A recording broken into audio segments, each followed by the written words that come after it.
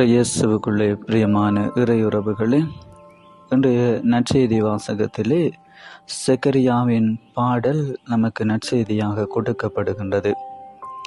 செக்கரியா தன்னுடைய வாழ்விலே துன்பத்தை அனுபவித்த போதும் ஆண்டவராகிய கடவுள் மீது நம்பிக்கையோடு இருந்தார். அந்த நம்பிக்கையை ஆண்டவர் அவருடைய வாழ்விலே நடத்தி வைத்தார்.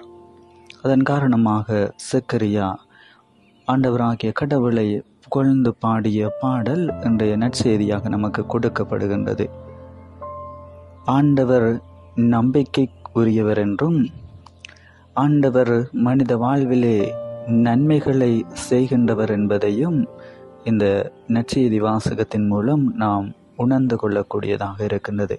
எனவே நம்முடைய வாழ்விலும் வருகின்ற கஷ்டங்கள் துன்பங்கள் மத்தியிலும் ஆண்டவரிலே நம்பிக்கையோடும் ஆண்டவர் நன்மைகளை செய்வார் என்ற அந்த உறுதியான நம்பிக்கையோடு நாம் வாழுகின்ற போது ஆண்டவர் நம்முடைய வாழ்வை நிறைவாக ஆசீர்வதிப்பார்.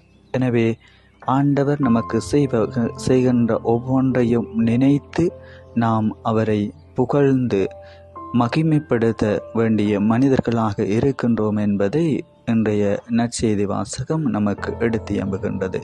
எனவே அதை வாழ்வாக்க இன்றைய நாளிலே வரம் கேட்டு மன்றாடுவோம். ஆமேன்.